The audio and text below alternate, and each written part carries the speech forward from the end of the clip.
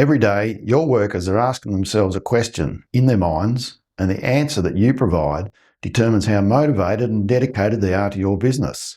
If you have the right answer for them, they'll be happy and productive and make you money.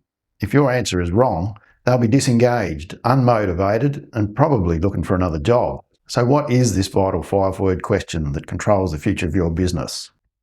Well, I'll get to that in just a minute, but first I have a different question for you. What is your vision for your business? What's the picture you have in your head of your ideal future business? How many team members do you have? How much revenue are you earning? What sort of ute are you driving? What do your holidays look like? Maybe you see a beach house and a boat and a fat super fund.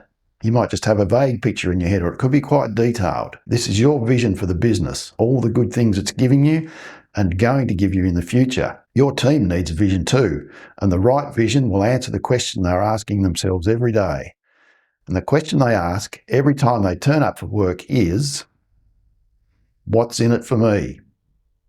What am I going to get in return for turning up every day, working hard and doing the right thing? You know what your vision is, but your boat, your beach house and your super fund is not what gets your team jumping out of bed in the morning. A quick note here too, stop thinking about your people as workers or staff or employees. When you think about them and when you speak about them, get in the habit of referring to them as team members. It might seem like a small thing, but it's an important step towards building a strong and vibrant culture in your business. So, your team members need their own vision that properly answers their question, what's in it for me? The team vision I created in my business was, this business exists to benefit all of us who work in it together. And I emphasise the 3 Fs, fun, flexibility and financial rewards. We work together to make coming to work fun. We did things like sack our difficult clients. We chased interesting work, we declined crappy jobs, and we had regular social events. In our weekly meetings, we talked about how to make our lives better at work. Flexibility was also very important. If someone needed a day off, 99% of the time I'd be able to say yes. It was quite rare for me to refuse a request, even if it was inconvenient for the business. Giving team members time off when they ask really reinforces the feeling that you have their best interests at heart, and it shows that you recognise their life outside work is important. As for financial rewards, we always made sure they were paid well, and we were always prepared to invest in tools and technology that would make their jobs easier. They could do overtime to earn more, or they could have the time off if that was more valuable to them. The overall vibe I was trying to create was, we're all in this together.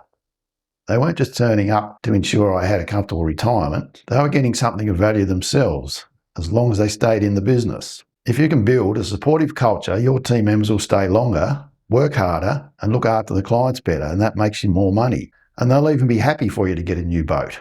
They won't resent it because they won't feel like you gained it at their expense. If your team feels valued and well looked after, then you can have whatever you want. I didn't have a big launch and a formal announcement about our new team vision.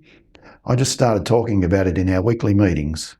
And of course, just talking about it won't produce the desired results. You'll need to back up your talk with action. It's no good talking about flexibility and then denying every request for time off. You can't say you want work to be fun and then continually send the team to work for a crappy client. In fact, talking about a vision and not following it with appropriate action would be worse than not having a team vision at all. You don't need to talk about your vision. You need to have one, but it's private. It's just yours.